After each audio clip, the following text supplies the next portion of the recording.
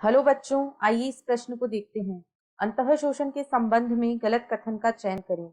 विकल्प ए, अंतः शोषण जल या किसी दूसरे द्रव की बिना विलयन निर्माण के अधिशोषण की घटना है। विकल्प बी, जो अंतः शोषित होता है उसे अंतः शोषित या इम्बाइबेट कहते हैं।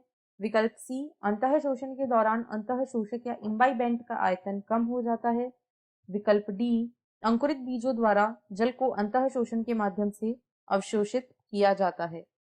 इस प्रश्न की जो मुख्य अवधारणा वह है अंतः शोषण। अंतः शोषण की प्रक्रिया को इम्बाइबिशन भी कहा जाता है। अंतः शोषण से यह तात्पर्य है कि यह एक ऐसी प्रक्रिया है जिसमें ठोस की सतह पर उपस्थित अधिशोषक के कणों द्वारा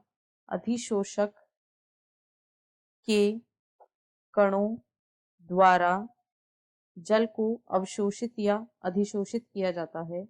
इसमें ठोस की सतह पर उपस्थित अधिशोषक के कणों के द्वारा जल को अधिशोषित किया जाता है। इस प्रक्रिया को अंतः शोषण कहा जाता है या इसे इम्बाइबिशन भी कहा जाता है। इस प्रक्रिया में बिना विलयन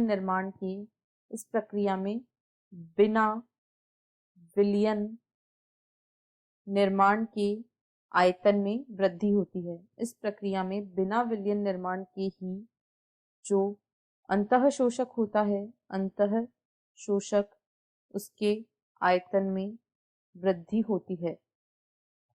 अधिशोषण की प्रक्रिया के द्वारा बिना विलयन निर्माण के ही अंतः शोषक के आयतन में वृद्धि होती है। यह एक ऐसी प्रक्रिया है जिसमें जो बीज या अंकुरित होते हुए बीज वे अंतः शोषण की प्रक्रिया के द्वारा ही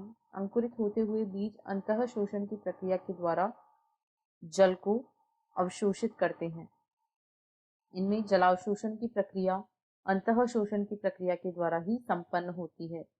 अंतः शोषण एक ऐसी प्रक्रिया है जिसमें जो पदार्थ अंतः शोषित होता है, जैसे हम यहाँ अंतः शोषित होने वाले पदार्थ को बनाएं, यह पदार्थ जो ठोस की सतह पर अंतः शोषित होता है उसे अंतः शोषित कहा जाता है तथा वह ठोस पदार्थ जो अंतः शोषण करता है उसे अंतः शोषक कहा जाता है। अंतः शोषण के फलस्वरूप अंतः शोषक के आयतन में वृद्धि होती है।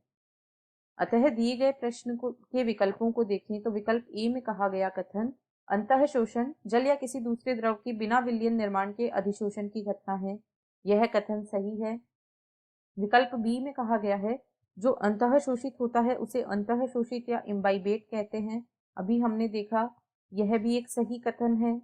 विकल्प सी में कहा गया है अंतः शोषण के दौरान अंतः शोषक या इम्बाइबेंट का आयतन कम हो जाता है, ऐसा नहीं है, अंतः शोषक या इम्बाइबेंट का आयतन बढ़ जाता है, यह एक गलत कथन है।